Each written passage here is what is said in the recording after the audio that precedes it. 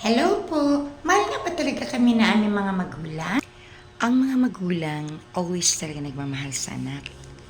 Never, ever na mayroong magulang na hindi nagmahal sa anak.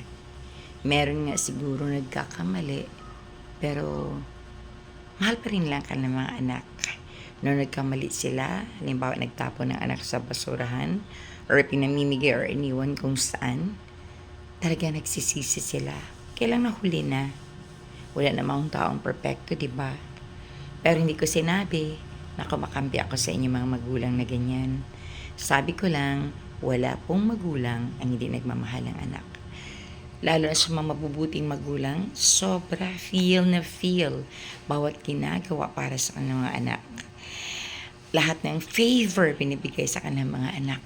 Minsan pa nakalimutan na natin ang ating mga sarili, di ba mga magulang? Dahil lahat ng ating focus para sa ating mga anak, para sa kanilang ikabubuti, at para sa kanilang magandang kinabukasan. Kaya masasabi ko mga magulang, congratulations sa ating lahat.